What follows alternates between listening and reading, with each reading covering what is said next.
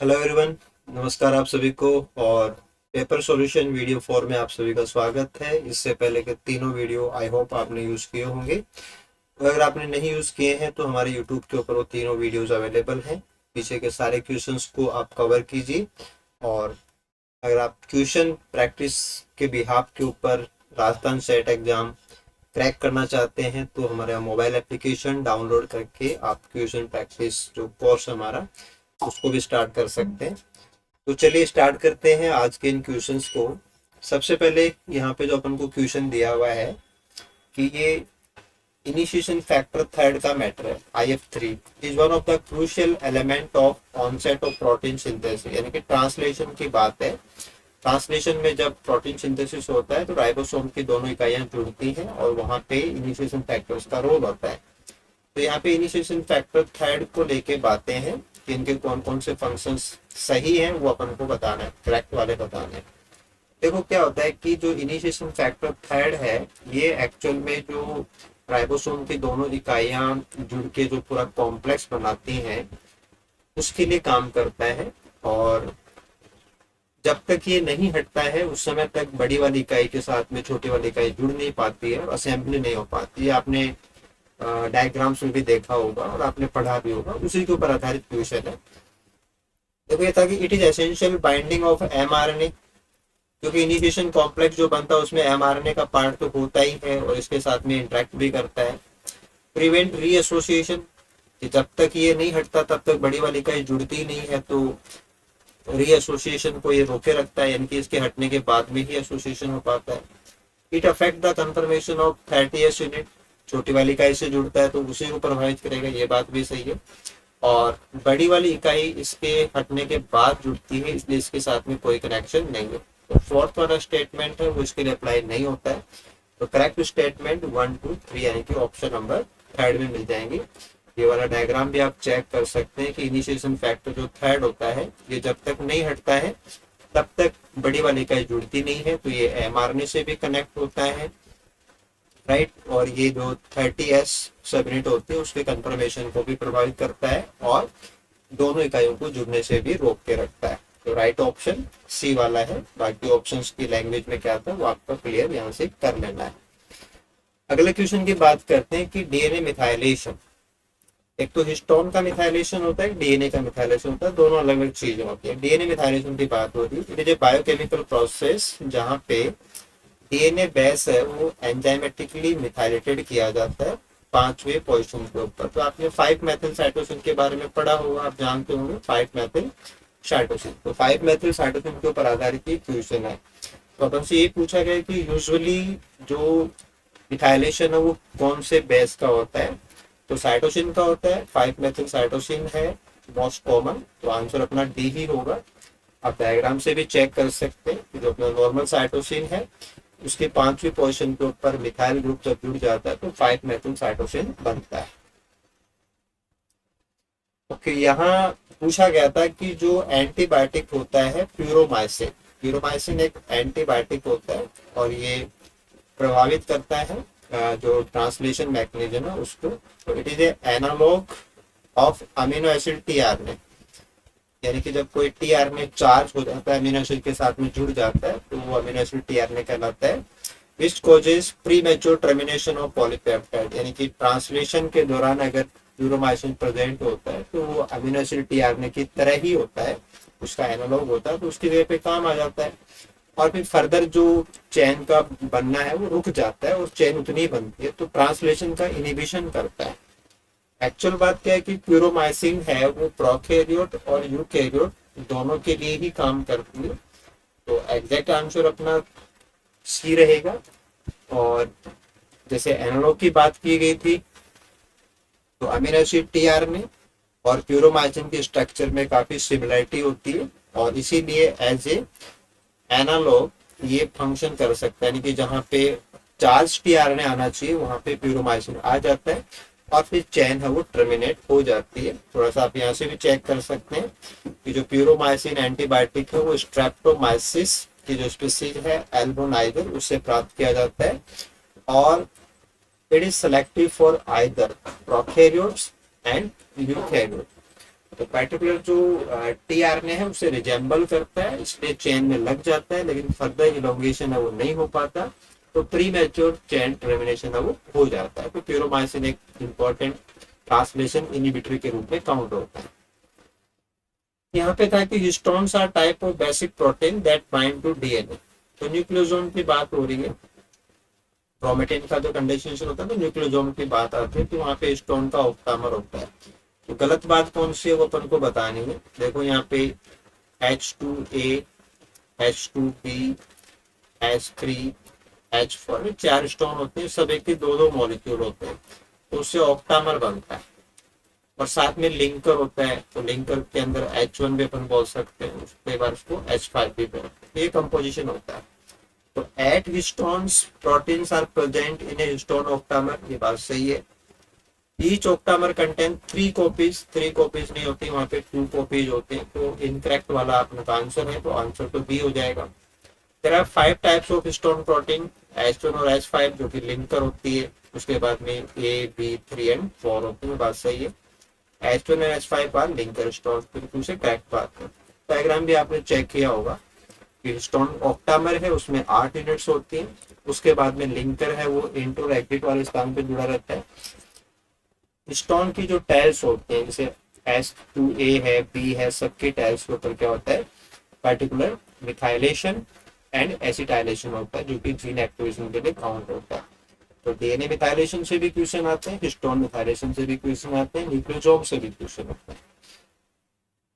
ये था कि पीपल विथ जेरोड्रामा पिगमेंटोसा, जो कि सनलाइट के प्रति जो सेंसिटिव डिजीज होती है, कि पर्टिकुलर पीपल हैं वो जो सनलाइट होती है उसमें जाएंगे तो उनमें स्किन के अंदर जो लेसन्स हैं धब्बे बनने लग जाते हैं, xeroderma pigmentosa are extremely sensitive to UV light. तो this condition is caused by, क्योंकि यूवी लाइट के प्रेजेंस में थायमिन के डायमर बनते हैं, और थायमिन के जो डायमर बनते हैं उनको रिपेयर करने के लिए न्यूक्लियोटाइड ऑक्सीजन रिपेयर मैकेनिज्म काम करती है, और जो जीरोड्रामा पिगमेंटोसा सफरर्स होते हैं उनमें ये मैकेनिज्म है वो खराब होती है। तो पर्टिकुलर जो आंसर अपन को देना है कि जिनको भी ये सेंसिटिव होती है उनमें बेस ऑक्सीजन रिपेयर मैकेनिज्म है वो खराब होती है, तो आंसर तो इसका बी वाला हो जाएगा, right. Sorry, nucleotide oxygen repair होती है, यानी कि ये वाला अपन को आंसर देना है, बेस ऑक्सीजन नहीं होता, न्यूक्लियोटाइड ऑक्सीजन रिपेयर होता है। न्यूक्लियोटाइड ऑक्सीजन रिपेयर का मतलब होता है कि जैसे आपका यहाँ पे डायमर बना है तो उसके आगे पीछे के न्यूक्लियोटाइड है वो भी यहाँ से कट करके रिमूव किए जाते हैं। तो बेसिकली ये NER का डिफेक्ट होता है जिसकी वजह से जेरोड्रामा पिगमेंटोसा होता है। देखो बाकी जो नॉन होमोलोगस एंड जॉइनिंग है, होमोलोगस एंड जॉइनिंग है, ये सब रिपेयर की मैकेनिज्म्स होते हैं, बट जहाँ डायमर को हटाने की बात आती है और डायमर से जो लेसन्स बनते हैं, क्योंकि यूवी की प्रेजेंस में थायमिन डायमर बनता है, तो वहां से जुड़ा हुआ पार्ट था, तो आंसर अपना NER के डिफेक्ट से जुड़ा हुआ होता है। तो जब डायमर बनता है, जैसे यहाँ पे डायमर को आप दिखा सकते हैं कि डायमर प्रेजेंट है, तो उसको निकालने के लिए न्यूक्लियोटाइड ऑक्सीजन रिपेयर की जाती है, NER। तो जिनको जेरोड्रामा होता है उनमें NER खराब होता है। ओके, ये डायरेक्ट क्वेश्चन था कि कॉलम 1 को कॉलम 2 से मैच करना है, ठीक है। वॉटसन क्रिक की अगर हम बात करते हैं कि वॉटसन क्रिक जो है उन्होंने डीएनए डबल हेलिक्स की बात की थी, यानी कि फैस के साथ में अपन को R लेना है, और RW होले जो है, RW होले जैसे अपन हॉलिडे जंक्शन के लिए भी इनको जानते हैं, और क्लोवर लीफ मॉडल जो है टीआरएनए का वो भी इन्होंने दिया था, और मार्शल नीरेनबर्ग हैं, नीरेनबर्ग जैसे जेनेटिक कोड के लिए इनका मेंशन है, जेनेटिक कोड क्यू में आपको दिया हुआ है। जैकब एंड मोनार्ड जो है ना, जैकब एंड मोनार्ड आपने पढ़ा भी होगा, तो वो जो सारा कुछ है वो लैक ओपरॉन अपन पढ़ते हैं, वहाँ पे इनके बारे में मेंशन आता है, तो ये टी के लिए हो जाएगा। और कॉर्नबर्ग जो है उन्होंने जो पॉलीमरेज एंजाइम था उसको डिस्कवर किया था, यानी कि ये अपना हो जाएगा पी। तो राइट कॉम्बिनेशन है वो सेकंड ऑप्शन में आपको मिल जाएगा। तो साइंटिस्ट के डिस्कवरी से जुड़े हुए इशू पे ऑप्शन सेकंड में राइट कंपोजिशन मिल रहा है। यहाँ बताना था कि how many amino acids would be present in a polypeptide chain if translated from the given mRNA। तो कोई भी mRNA को जब आप ट्रांसलेट करेंगे तो प्रोटीन बनेंगे, और वहाँ पे कोडॉन्स रीड किए जाते हैं, तो पहला जो है वो AUG स्टार्ट कोडॉन है, तो उससे मीथोनिन बनेगा। उसके बाद में सेकंड कोडॉन आ जाएगा, third second amino acid, then third, then fourth, then fifth, then six, then seventh, then eight, and ये जो आपका 9 वाला है ये क्या है, स्टॉप कोडॉन है। UG स्टॉप कोडॉन होता है। तो स्टॉप कोडॉन से कोई भी अमीनो एसिड नहीं आएगा, इसलिए टोटल अमीनो एसिड वो 8 ही बनेंगे। स्टार्टिंग वाला मीथोनिन होगा, बाकी जेनेटिक कोड के अकॉर्डिंग है, तो टोटल 8 बनेंगे। फर्स्ट वाला कोडॉन काम में आता है, लेकिन लास्ट वाला स्टॉप कोडॉन काम में नहीं आता है। ये था कि अमीनो एसिड सिंथेटेज यानी कि एंजाइम की बात हो रही है, जो tRNA के साथ में पर्टिकुलर अमीनो एसिड को जोड़ता है, यानी कि चार्जिंग वाला part. Critical role in protein synthesis, क्योंकि ये सबसे इंपॉर्टेंट रिएक्शन होती है, क्योंकि राइबोसोम जो है वो तो केवल tRNA को देखता है, अमीनो एसिड को कभी भी नहीं देखता, तो ब्लाइंडली इनकॉर्पोरेट करता है। विच one of the following is the correct function for the synthetase enzyme. तो देखो, सिंथेसिस ऑफ RNA प्राइमर, ये इसका काम नहीं है, वो प्राइमेज का काम होता है, प्राइमर बनाना प्राइमेज का काम होता है। Form peptide bond, peptide bond है वो तो राइबोसोम बनाता है ना। राइबोसोम की जो पी साइट होती है उसके ऊपर बनते हैं, जो पेप्टाइडल ट्रांसफरेंस सेंटर होता है, तो ये भी नहीं है। जॉइंट DNA फ्रैगमेंट, ये लाइगेज का काम होता है, तो ये भी नहीं है। एक्टिवेशन ऑफ अमीनो एसिड यानी कि चार्जिंग, तो ये सही बात है। तो कोई भी tRNA के ऊपर जब अमीनो एसिड जुड़ता है तो उसको अपन चार्जिंग बोलते हैं। चार्जिंग वाले एंजाइम को अपन अमीनो एसिड सिंथेटेज बोलते हैं। अमीनो एसिड tRNA सिंथेटेज भी बोल सकते हैं और अमीनो एसिड सिंथेटेज भी बोल सकते हैं, दोनों एक ही चीज होती है। तो कोई भी अमीनो एसिड को जब जोड़ा जाता है तो वो जो 5 प्राइम जो 3 प्राइम किनारा था ना, असेप्टर, 3 प्राइम को अपन असेप्टर बोलते हैं, तो असेप्टर के ऊपर जोड़ा जाता है। और ये भी आपको ध्यान देना है कि असेप्टर की सेकंड पोजीशन के ऊपर भी जुड़ सकता है, थर्ड पोजीशन के ऊपर भी जुड़ सकता है, दोनों आपस में इंटरचेंज भी हो सकते हैं। तो चार्जिंग से जुड़ा हुआ क्वेश्चन था। ये काफी अच्छी फैक्टफुल बात पूछी गई थी कि वूबल पोजीशन जो है कोडॉन की, उसका मतलब क्या होता है, कि वूबल का मीनिंग क्या होता है। देखो क्या होता है कि जैसे आपने mRNA बनाया, तो ये आपने mRNA बनाया और इसको आप दिखाएंगे तो इस पे 5 प्राइम टू 3 प्राइम अपन को दिखाना होता है। इस पे कोडॉन हुआ, ये आपका कोई भी कोडॉन लेंगे तो उसका बेस 1 है, उसके बाद में ये बेस 2 है और ये बेस 3 है। उसके बाद में हमें इस पे tRNA लेना होता है, तो दिस इज tRNA। अब tRNA कॉम्प्लीमेंट्री पेयरिंग करता है, तो ये 3 प्राइम पोजीशन होती है, उसकी 5 प्राइम होती है। तो यहाँ पे इसका एंटी कोडॉन का बेस 3 है, ये बेस 2 है और ये बेस 1 है, क्योंकि जो नंबरिंग है वो 5 प्राइम से की जाती है। हमेशा आपको ध्यान देना है कि नंबरिंग है वो 5 प्राइम से की जाती है। तो वूबल पोजीशन जो है वो tRNA का तो हो गया फर्स्ट बेस, और mRNA का हो गया 3rd बेस।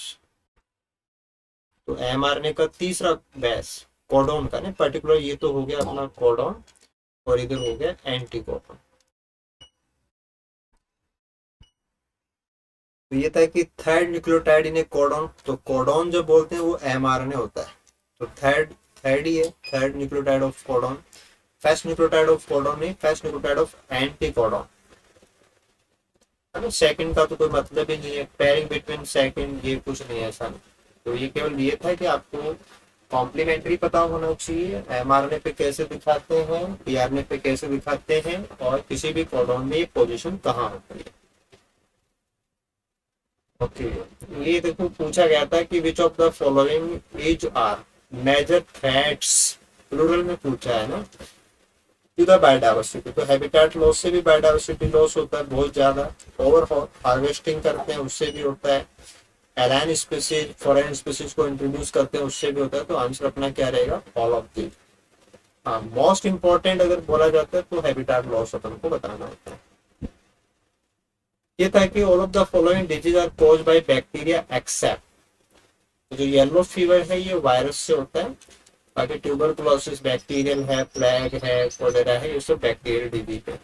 ह्यूमन डिजीज के वाइज से अपन को पता होना चाहिए कि माइकोबैक्टीरियम ट्यूबरकुलोसिस से ये अपना ट्यूबरकुलोसिस हो रहा है, बैक्टीरियल डिजीज है।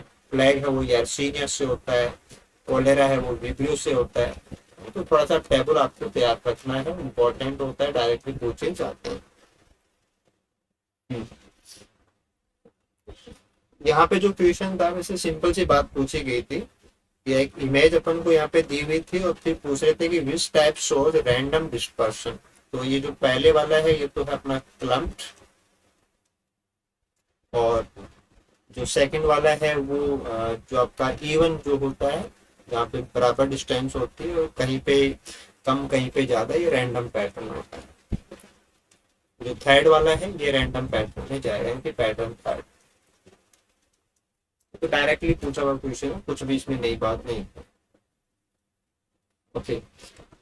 यहाँ पे जो क्वेश्चन है वो लास्ट वीडियो में भी मैंने आपसे बात की थी कि कुछ एक जो क्वेश्चंस हैं वो डायरेक्टली CSIR से उठाए हुए होते हैं। तो ये CSIR का ओल्ड क्वेश्चन है, वहां से इसको लिया गया है कि given graph shows predator prey interaction with sediment. Sediment का मतलब जैसे मान लो कि ये आपका कोई भी वाटर बॉडी है, तो इसमें नीचे कुछ सेडिमेंट है, यानी कीचड़ वगैरह आप ले सकते हैं, मिट्टी ले सकते हैं। सेडिमेंट का मतलब कल्चर होता है, जमा होता है, ठीक है, कोई सबस्ट्रेटम हो गया। तो वहां पे प्रे है वो तो है पैरामीशियम। तो पैरामीशियम के लिए तो ये वाले डॉट्स, और प्रे है वो डिडीनियम, प्रेडेटर है वो डिडीनियम है। प्रेडेटर के लिए ये वाले बॉक्स, ठीक है। ओवर टाइम तो इनका नंबर ऑफ इंडिविजुअल क्या है वो वाई एक्सिस के ऊपर दिया हुआ है कि कितने हैं, यहाँ पे टाइम दिया हुआ है एक्स के ऊपर, तो ये मैटर अपन को दिया हुआ है। देखो इसमें क्या था कि जैसे ऊपर वाली लाइन है ये तो है प्रेडेटर की,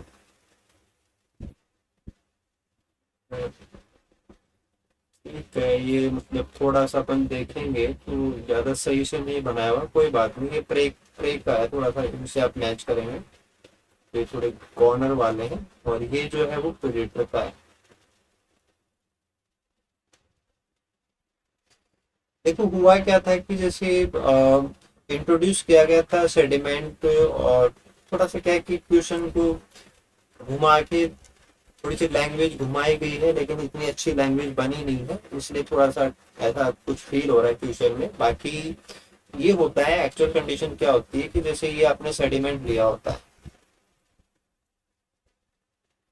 तो सेडिमेंट का मतलब एक छिपने की जगह है कि यहाँ पे वो हाइड हो सकता है। तो यहाँ पे जो प्रे होता है ना, प्रे को छिपना होता है, प्रे है वो इसमें छिप जाते हैं पैरामीशियम। तो जो प्रेडेटर है वो इनको कैप्चर नहीं कर सकता, ठीक है। वो इसलिए नहीं हो पाता क्योंकि इनिशियली कुछ प्रे छिपा लेते हैं अपने आप को, तो वो बच जाएंगे, तो हाइडिंग कैपेसिटी उनके अंदर डेवलप हो जाती है, तो बाद में प्रेडेटर की पॉपुलेशन वो धीरे धीरे कम हो जाती है ना। मैटर तो ये था कि शुरू में जब प्रेडेटर नहीं होता तो पता नहीं होता है कि छिपना क्या होता है, लेकिन बाद में ये छिपने लग जाते हैं, तो छिपना सीख जाते हैं, बिहेवियर में आ जाता है, तो फिर प्रेडेटर है उसको अपना भोजन नहीं मिलता, तो प्रे का नंबर है वो मेंटेन हो जाता है, ऐसा कुछ था। देखो यहाँ पे था कि immigration of prey is essential to eliminate the occurrence of self extermination of predator prey system.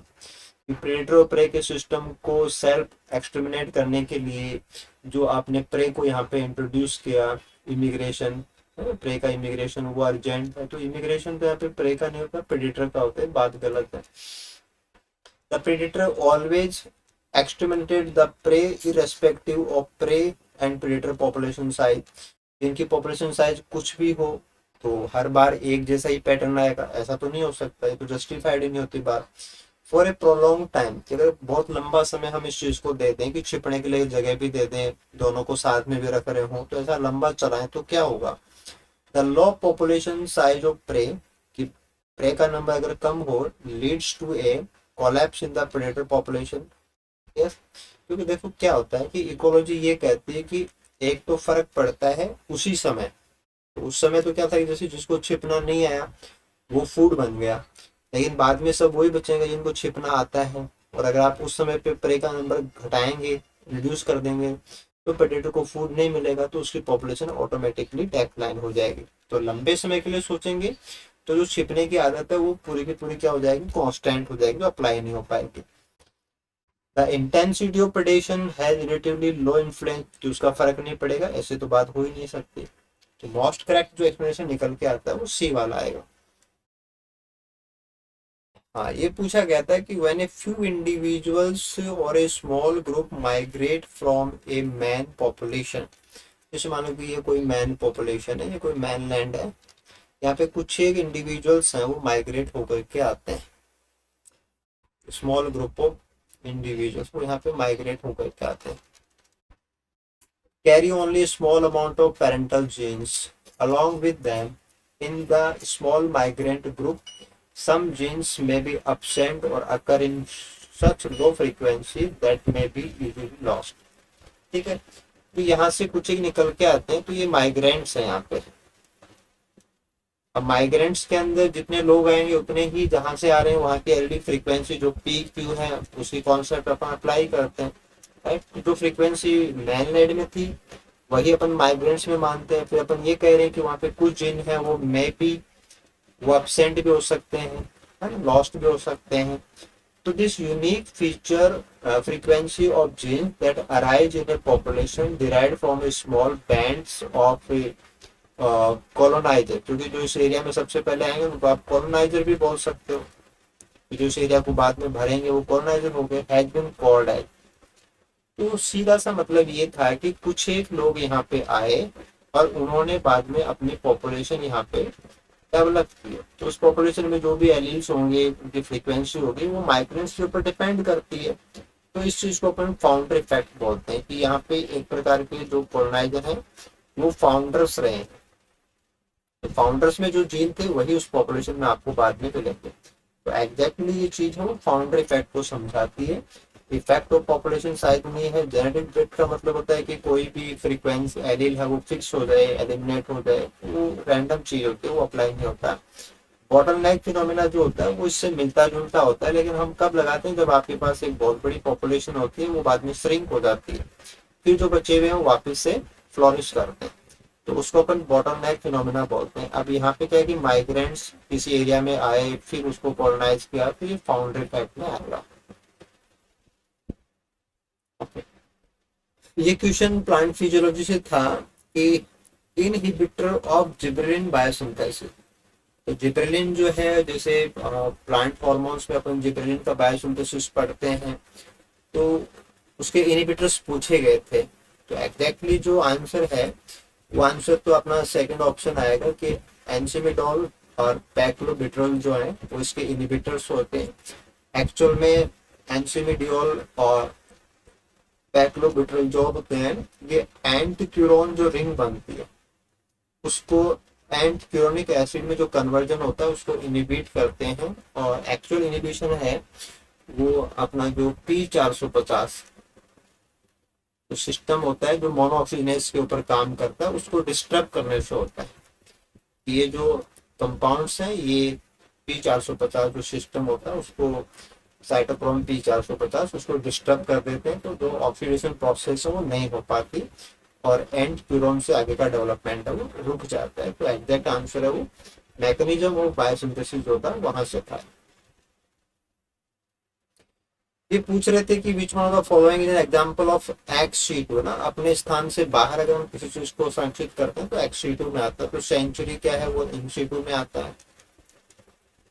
Second group वो भी वहीं के वहीं सेकंड ग्रुप से इन-C2 में रहेंगे। सीड बैंक है अपन एरिया से बाहर कहीं भी स्टैब्लिश कर सकते हैं, तो ये एक्स-C2 में आएंगे। सीड बैंक है, जर्म प्लाज्म बैंक है, पॉलन बैंक है, सब कहीं भी कर सकते हैं ना, टिश्यू कल्चर वाले लैब्स अपन स्टार्ट करते हैं। तो नेशनल पार्क है वो इन-C2 में आता है। तो एग्जैक्टली जो सीड बैंक है क्रायो प्रिजर्वेशन के पॉइंट ऑफ व्यू से अपन वो सारी चीजें में तो वो भी सी में आएंगे, तो answer will be seed bank. हाँ, यहाँ पूछा गया था कि which one of the following is correct cyclic step sequence, तो सीक्वेंस बतानी है अपन को in the biosynthesis of fatty acid. तो फैटी एसिड के बायोसिंथेसिस की करेक्ट सीक्वेंस आपको बतानी है। तो सिर्फ आपको सिंपल सी बात पता होनी चाहिए कि जैसे मेजरली अपन जो पढ़ते हैं वो बीटा ऑक्सीडेशन पढ़ते हैं, बीटा ऑक्सीडेशन पढ़ते हैं। तो बीटा ऑक्सीडेशन में क्या होता है कि जैसे याद रखने का तरीका है कि वो होता है कोहोर्ट, यानी कि ऑक्सीडेशन, हाइड्रेशन, ऑक्सीडेशन एंड थायोलाइसिस, यानी कि जो थायोस्टर बॉन्ड है वो टूटता है। तो बीटा ऑक्सीडेशन का तो होता है ये सीक्वेंस। अब जब हम सिंथेसिस करेंगे फैटी एसिड का तो उसका उल्टा हो जाता है ना। बीटा ऑक्सीडेशन में हर बार अपन एसिडिन को एंजाइम में बनाते हैं, तो यहाँ पे हर बार हम मेलोडिन को एंजाइम ए से दो दो कार्बन जोड़ते हैं, तो उसको उल्टा करना पड़ेगा। तो उल्टा करेंगे तो थायोलाइसिस जो है उसका हो जाएगा कंडेंसेशन, ऑक्सीडेशन का हो जाएगा रिडक्शन, इसका हो जाएगा डिहाइड्रेशन और इसका हो जाएगा रिडक्शन। लेकिन सीक्वेंस वो ऐसे होगा, आपको नीचे से ऊपर आना पड़ेगा। तो पहला होगा कंडेंसेशन, कंडेंसेशन, उसके बाद में रिडक्शन, फिर डिहाइड्रेशन, फिर रिडक्शन, यानी कि ऑप्शन फर्स्ट में सीक्वेंस मिल जाएगा। तो आपको बीटा ऑक्सीडेशन का पता है और आप याद रखना ना ये हॉट से हो जाता है। तो फिर अपन को रिवर्स बताना था इसका। यहाँ पूछा गया था जेड डीएनए को लेके ये क्वेश्चन है कि Z DNA is a form of DNA that has a different structure from more common B DNA. It is a left handed double helix sense होता है व्हेन शुगर फॉस्फेट जो backbone है वो जिगजैग पैटर्न में होती है। तो उसको लेके ये क्वेश्चन था। और जब जेड डीएनए बनता है तो वो भी अपन जानते हैं कि वहाँ पे जो शुगर फॉस्फेट का जो बैकबोन होता है ना उसके ऊपर प्यूरिन और पिरिमिडिन का जो लगने का तरीका है कि वो एंटी है सिन है, वो अपने जो ग्लाइकोसाइडिक बॉन्ड होता है, क्योंकि जो आपका शुगर होता है जैसे फॉस्फेट फॉस्फेट फिर शुगर से बेस है वो लगता है, इसमें प्यूरिन पिरिमिडिन होते हैं, तो ये ग्लाइकोसाइडिक बॉन्ड होता है ना। तो वहां से रोटेशन की बात होती है कि वो रोटेट हो रखा है या नहीं हो रखा, तो उसके आधार पर सिन एंड एंटी कन्फर्मेशन होते हैं। तो एग्जैक्टली जो मैटर होता है कि हम इसको कैसे समझते हैं, तो जेड डीएनए की स्ट्रक्चर भी आपने पढ़ी होगी। तो यहाँ से आप देख सकते हैं कि पर्टिकुलर जो डायरेक्ट क्वेश्चन आता है उसी चीज को लेकर के आता है। जैसे यहाँ पे साइटोसिन दिखा रखे हैं, साइटोसिन है वो एंटी कन्फर्मेशन में है, तो पिरिमिडिन होता है साइटोसिन। तो पिरिमिडिन अपन को एंटी कन्फर्मेशन में चाहिए, तो एंटी कन्फर्मेशन ऑफ पिरिमिडिन होता है। ग्वानिन है वो सिन कन्फर्मेशन में होता है, guanine in the syn conformation, तो प्यूरिन है guanine, guanine is a purine. तो एग्जैक्टली एक बेस है वो तो घूम जाता है, साइटोसिन तो घूम गया लेकिन ग्वानिन है वो घूम नहीं पाता, दैट्स व्हाई एंटीन सिन होता है। तो ये तो अपने कुछ क्वेश्चन जो कि 2023 पेपर के थे उनका डिस्कशन आपने देखा। इससे पहले की वीडियो भी आपने चेक किए होंगे, और नहीं किए तो आप एक बार जरूर से देखना। और इसी सिमिलर लेवल के जो क्वेश्चंस हैं उनकी प्रैक्टिस के लिए आप हमारे टिज द बाय पॉइंट एप्लीकेशन पे जाके जो क्वेश्चन प्रैक्टिस कोर्स है उसको भी यूज कर सकते हैं। एक नॉमिनल चार्ज के ऊपर ही अवेलेबल है। तो आई होप कि आपके एफर्ट्स हैं उससे आप जो गोल्डन चांस है सेट का उसको क्रैक कर सकते हैं। वीडियो को देखने के लिए आप सभी को बहुत बहुत धन्यवाद। गुड लक हमारी तरफ से। Thank you so much.